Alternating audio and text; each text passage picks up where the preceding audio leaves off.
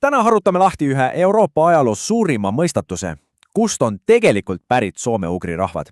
Unustage ära vanad teooriad. Värske arheoloogia ja geneetika on paljastanud täiesti ootamatu loo kliimakriisist, tehnoloogilisest revolutsioonist ja bronsiaja sõdalastest. Lähme otse asja kallale. Okei, vaatame korraks Euroopa keelekaarti. Mis siin silma torkab?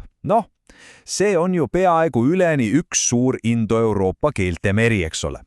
Alates Portugalis kuni Venemaani välja. Aga märgake neid erandeid siin. Just nemad ongi meie mõistatuse keskmes. Just nii. Keset seda suurt keelte merd on justkui mõned saarekesed Soome, Eesti, Ungari. Ja nemad räägivadki soome-ugri keeli, mis kuuluvad laiemalt Uurali keelkonda, mis ulatub tegelikult välja kuni Põhja-Aasiani. Ja see tekitabki selle suure küsimuse, kuidas ja miks nad siia sattusid. Unustage ära need vanad jutud kuningatest ja impeeriumitest. Teadus räägib hoopis teistsugust lugu.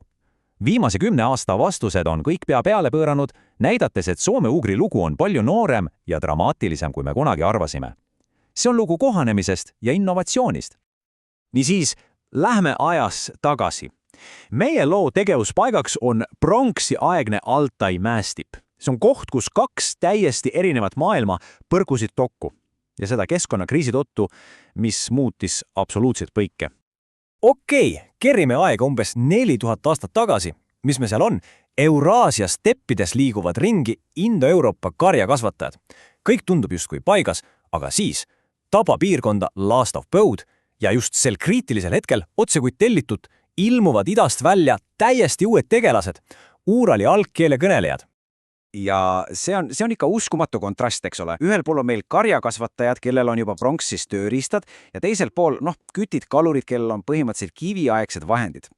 Kelle peale te panustaksite? Loogika ütleks, et pronksimehed võidavad, aga just siin peitubki konks. See suur põud, see muutis nende suurima tugevuse, kariloomad, hoopis nende suurimaks nõrkuseks. Ja siin näitabki nende uustulnukate tegelikku geeniust. Nad ei jäänud kangekäelselt oma vanade komete juurde. Ei. Nad vaatasid, õppisid ja kohanesid ja seda kõike välkkiirelt. Nad õppisid karjakasvatust, nad õppisid ratsutama ja mis kõige tähtsam, nad omandasid täiesti uue oskuse, metallitöö. Sõna, mida nad selle kohta kasutama hakkasid, oli vaška. Ja siit lähebki lugu tõeliselt põnevaks, sest nad ei hakanud lihtsalt metallitööd kopeerima. Ei, nad viisid selle täiesti uuele tasemele. Neist said oma aja pronksimeistrid. Nii. Esimene suur innovatsioon. See, mida indoeurooplased kasutasid, polnud tegelikult päris pronks. See oli pigem arseeniga tugevdatud vask. See on habras, aga need uustulnukad leidsid Altai mägedest midagi, mis muutis kõike tina. Ja vase ja tina sulam, see on tõeline pronks. See andis neile relvad, mis olid lihtsalt tugevamad ja vastupidavamad. Aga see polnud veel kõik. Tuli teinegi revolutsiooniline uuendus. Kaduva vaha meetod. See oli täielik läbimurre valutehnikas. See andis neile võimaluse luua uskumatult detailseid ja keerulisi esemeid. See oli oma ajastu mõttes nagu üleminek käsitsi joonistamiselt 3D printimisele. See protsess oli geniaalselt lihtne, aga tulemus oli võimas. See tähendas, et nad said toota identseid kvaliteetseid relvi ja tööriistu ja seda suurtes kogustes. See ei olnud enam käsitöö, see oli juba peaaegu masstootmine. Ja just see andski neile võtme laienemiseks. Nii et pange need kaks asja kokku, parem materjal ja parem tootmismeetod.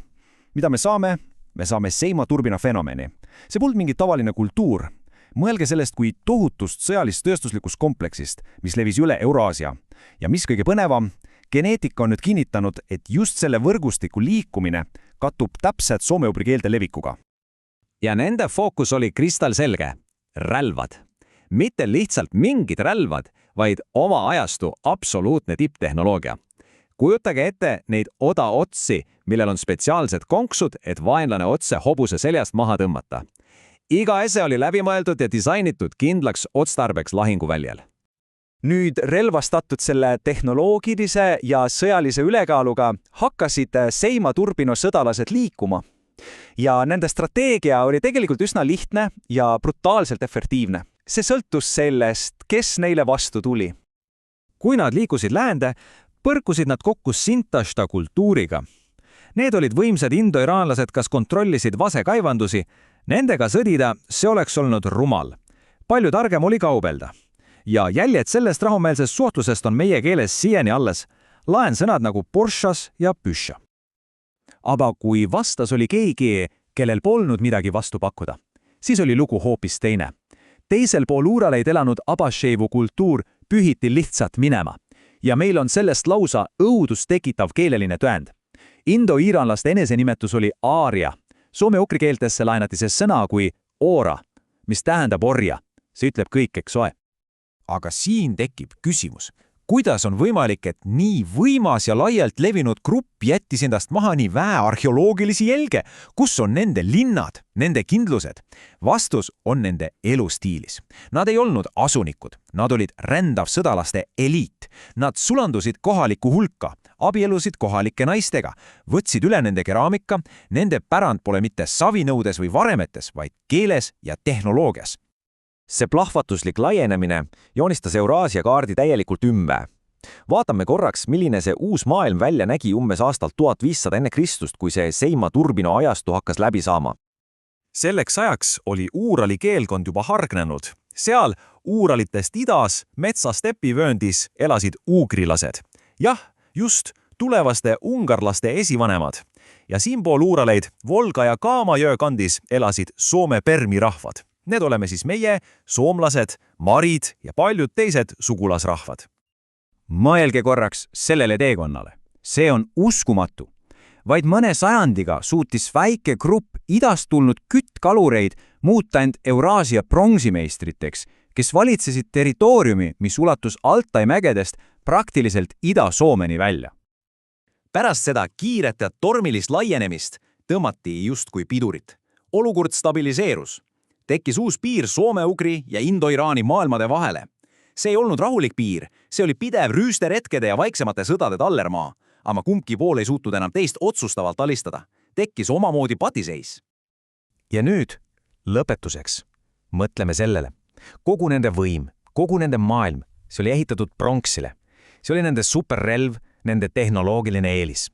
Aga ajalugu, teate, ei seisa kunagi paigal ja horisondil terendas juba uus revolutsioon. Uus metall, mis oli palju kättesaadavam, palju demokraatikum, raud. Mis saab siis impeeriumist, mis on rajatud ühele tehnoloogiale, kui see tehnoloogia äkki vaneneb? See on küsimus, mis määras ära nende edasise saatuse.